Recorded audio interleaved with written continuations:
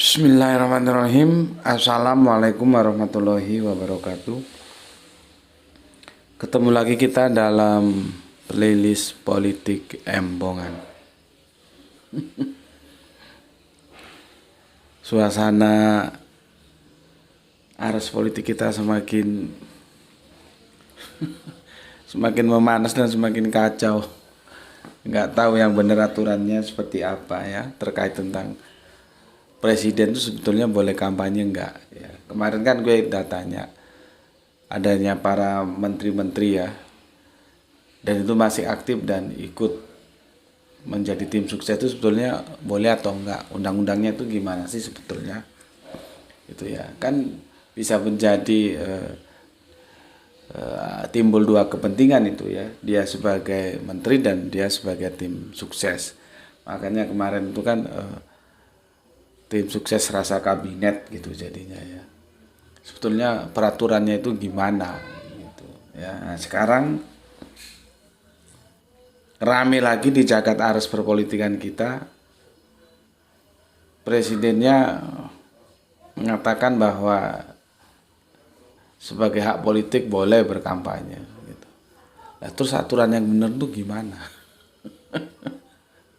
Kan jadi ribet ini ya. Ketika dia jadi presiden kan bukan presidennya salah satu cawapres, dia kan presidennya semua cawapres.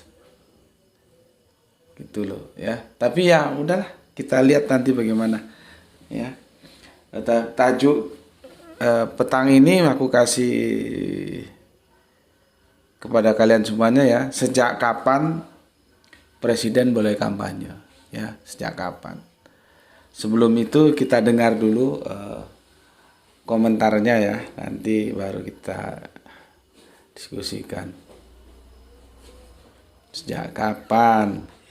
Kan hak demokrasi, hak politik setiap orang, setiap menteri sama saja. Yang paling penting presiden itu boleh loh kampanye.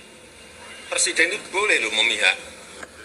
Sumpah seorang presiden dan sumpah wakil presiden mengatakan lebih tinggi daripada undang-undang kalau sumpah seseorang. Kami bersumpah, ini bukan berjanji, bersumpah untuk melaksanakan konstitusi, taat kepada konstitusi dan undang-undang, dan akan melaksanakan pemerintahan sebaik-baiknya dan seadil-adilnya. Itu inti daripada Ada sumpah diksi seorang adil ya. dan wakil presiden. Kalau presiden atau wakil presiden itu berpihak, campur tangan dengan gejala berpihak, itu artinya dia tidak melaksanakan sumpahnya bahwa melaksanakan pemerintahan seadil-adilnya. Boleh baca, Seadil-adilnya. boleh buka kembali itu sumpah presiden di TV. Bismillahirrahmanirrahim. Ini waktu disumpah.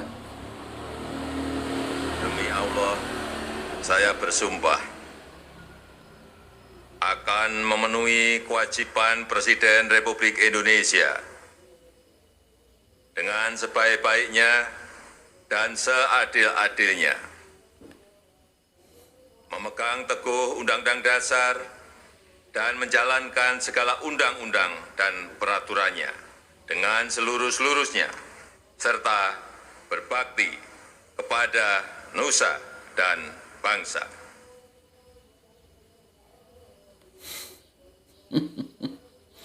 Jadi jelas ya, ada diksi adil, seadil-adilnya ya.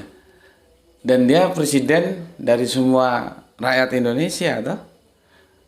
Yang jadi cawapres itu kan masih rakyatnya. Artinya kalau ada cawapres 3, ya dia presidennya semua cawapres yang 3 itu. Ya. Dan dalam kalimat ini jelas dikatakan seadil-adilnya. Narasinya begitu dalam sumpah.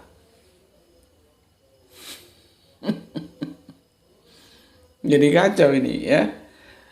Yang namanya berpihak ya pasti tidak adil. Inilah ketika apa yang dilontarkan ya, diksi yang itu semakin favorit aja sekarang. Cawe-cawe. Cawe-cawe itu ndak adil, dia mesti berpihak. Cawe-cawe kok adil, ya nggak adil. Nah, sumpahnya kan harus adil presiden. Oke, Coba kita baca ini dari pakar ini ya. Dia bilang begini, aturan sekarang tidak seperti itu, maka presiden salah jika dia mengatakan aturan sekarang tidak seperti itu, maka presiden tidak salah ya jika mengatakan boleh kampanye dan memihak. Gimana? Ya, dijelaskannya di undang-undang pemilu saat ini ya, presiden dan wakil presiden ya memang dibolehkan untuk berkampanye. Jadi yang mengutip ketentuan pasal 280 Undang-Undang Pemilu, pejabat-pejabat negara yang tidak boleh kampanye diantaranya seperti ketua dan para hakim agung, ketua dan para hakim Mahkamah Konstitusi, ketua dan anggota Badan Pemeriksaan Keuangan, dan seterusnya. Kemudian menekankan bahwa presiden, wakil presiden, serta para menteri, nah ini dia. Masuknya di sini dia. Ya. Presiden, wakil presiden, serta para menteri tidak termasuk dalam pejabat negara yang dilarang kampanye. Waduh. Undang-undangnya sudah disiapkan sepertinya ini ya. Kalau yang dilarang itu kan para hakim agung ya, ketua dan para hakim agung, ketua dan para hakim Mahkamah Konstitusi, ketua dan anggota Badan Pemeriksaan Keuangan. Ya kalau di sini memang presiden dan wakil presiden dan menteri nggak disebutkan ya. Lantas menekankan bahwa presiden, wakil presiden, serta para menteri tidak termasuk dalam pejabat negara yang dilarang kampanye. Waduh. Dilanjutkan bahkan pasal 299 ayat 1 Undang-Undang Pemilu secara tegas menyatakan presiden dan wakil presiden mempunyai hak untuk melaksanakan kampanye. Jadi dia diberi hak. Kemudian pasal 281 ya, maksudnya 281 undang-undang itu mengatur syarat-syarat pejabat negara dan presiden dan wakil presiden yang akan berkampanye, antara lain harus cuti di luar tanggungan negara dan tidak boleh menggunakan fasilitas negara. Mudah diucapkan tapi sulit diaktualisasikan kalau sudah masalah ini ya. Pasal itu mengatur syarat-syarat pejabat negara dan presiden dan wakil presiden yang akan berkampanye, antara lain harus cuti di luar tanggungan negara dan tidak boleh menggunakan fasilitas negara. Ya teorinya sih gampang, prakteknya kita kadang-kadang bingung kok. Dia kapasitasnya sebagai menteri atau sebagai tim sukses. Ya, dia pergi kunjungan tuh dibiayai tim suksesnya atau dibiayai menterinya. Presiden dan wakil presiden boleh berkampanye, baik mengkampanyekan diri sendiri sebagai petahana maupun mengkampanyekan orang lain. Waduh. Yang gue heran begini. Ketika taruhlah ya undang-undang itu oke lah ya. Tapi sepertinya tadi kan itu belum tersosialisasi ya. Kenapa orang yang pernah jadi wakilnya sebagai wakil presiden menyampaikan sanggahan dengan menunjukkan bahwa sumpah. Dalam sumpah presiden itu ada diksi adil, artinya dia tidak memihak, tidak cawe-cawe. Itu kan yang ngomong gitu kan bekas calon wakil presidennya dulu. Berarti kan kenapa bekas calon wakil presidennya dulu itu kok nggak ngerti kalau sudah ada perubahan?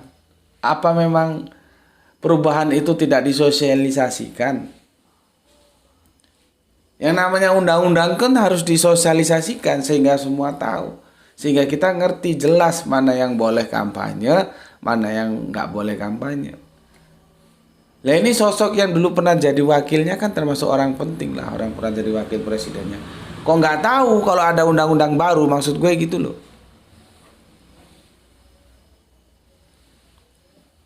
Kan berarti ada undang-undang baru yang aku bacakan tadi. Sekarang itu presiden dan wakil presiden itu punya hak untuk berkampanye, baik untuk dirinya sendiri ataupun untuk orang lain.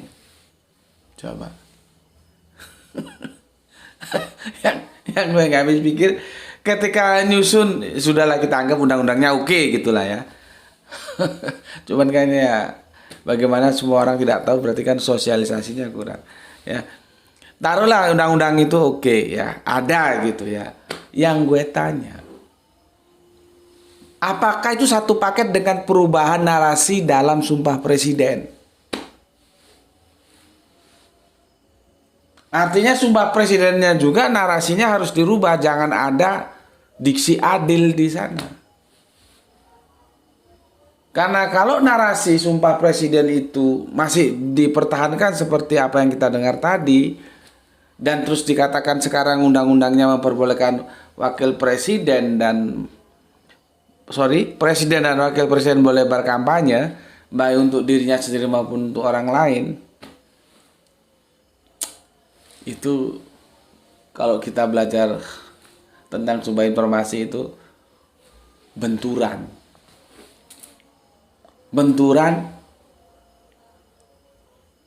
yang nggak bisa dirukunkan. Yang satu bilang adil, yang satu bilang cawe-cawe, memihak itu boleh. Kalau sudah cawe-cawe itu mau sampai mampus. Kalau orang sudah cawe-cawe itu mesti memihak. Memihak itu mesti tidak adil gitu loh. Sedangkan di sisi lain dikatakan adil. Maka kalau taruhlah ya, kita bypass dulu. Taruhlah undang-undang yang aku bilang tadi itu oke, ada gitu loh ya. Meskipun belum disosialisasi karena jarang orang tahu ya. Taruhlah itu oke.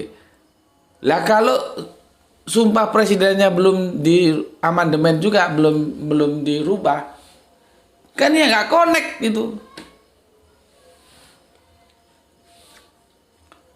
Kan nggak connect, saling bertentangan. Yang satu bilang adil, yang satu bilang cawe-cawe, itu mau sampai mampus mau dirukunkan ya nggak bisa. Kecuali dalam satu paket. Ya, dalam satu paket undang-undangnya membolehkan calon presiden dan wakil presiden tentunya masih aktif ini ya, untuk ikut berkampanye, ikut jadi tim sukses lah. Jadi kalau kemarin tim sukses rasa kabinet nih, tim sukses rasa presiden. Ono wae. Ya, ono wae. Tapi kan ingat, dia ketika disumpah masih pakai sumpah yang ada narasi adilnya. Artinya kalau undang-undang ini mau diberlakukan dan dilaksanakan oleh presiden, ya belum boleh dong.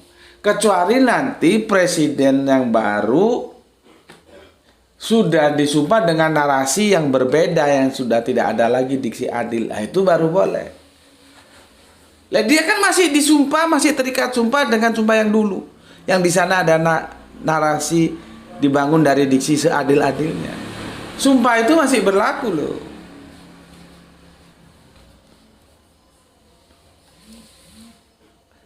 Kan gue juga heran ya. Ketika mau nyusun itu undang-undang gimana? Ya nggak apa-apa lah ya, undang-undang itu diamandemen, disusun, oke, presiden dan wakil presiden boleh kampanye. Tapi begitu didok bukan berarti itu terus berlaku. Sosialisasikan dulu sambil nanti narasi sumpah presiden itu juga diamandemen, jangan ada diksi seadil-adilnya, dan itu berlakunya nanti di presiden yang terpilih. Bukan presiden yang sekarang lagi menjabat. Jadi kalau kita kajian Alkitab itu namanya terjadi anakronisme. Waktunya nggak tepat, waktunya tubruan, gitu loh. Jadi semakin jelaslah bagi kita, kepentingan itu jadinya mengalahkan segalanya. Jadi semrawut sekarang. Bagaimana nggak semrawut? Ya, kalau semua jadinya boleh berkampanye, boleh menjadi tim sukses. Jadi semrawut, jadi ruwet. Itulah sejak adanya cawe-cawe akhirnya begitu. Ya. Jadi perlu kamu garis bawahi ya. Undang-undang kalau telah undang-undang itu ada, oke ya. Cuman karena tidak disosialisasikan dan nggak tahu, tetap saja itu tidak boleh diperlakukan kepada presiden yang sekarang. Karena presiden yang sekarang masih terikat oleh sumpah yang lalu. Kecuali nanti presiden yang sudah disumpah dengan sumpah yang juga yang harus diamandemen seperti undang-undangnya juga diamandemen. Itu baru klop. Nggak bertentangan. Nah, karena sampai mampus mau dicari apapun dalilnya, mau ditafsirkan bagaimanapun, sumpah itu bertentangan dengan undang-undang. Ketika sumpahnya seadil-adilnya, undang-undangnya membolehkan ke kampanye. Yang namanya kampanye mesti berpihak, yang namanya berpihak mesti tidak adil, gitu loh. Jadi dia berurutan, gitu. Ya, itulah ya. Presiden sejak kapan boleh ikut kampanye, gitu. Oke, sampai di sini dulu ngobrol-ngobrol politik kita. Silakan kalian sertakan bagaimana kesemrawutan ini, kalian respon dalam kolom komentar ya. Besok aku berangkat, ada undangan untuk ngisi kajian memperingati Isra Mi'raj di Kalimantan ya. Jadi kita istirahat sejenak ya, mampir ngombenya. Politik embongannya ya. Kita istirahat saja, nanti pulang dari Kalimantan kita lanjutkan lagi. Oke, sampai di sini dulu. Terima kasih atas waktu yang telah dialokasikan kita membicarakan politik bareng-bareng di channel ini ya. Assalamualaikum warahmatullahi wabarakatuh.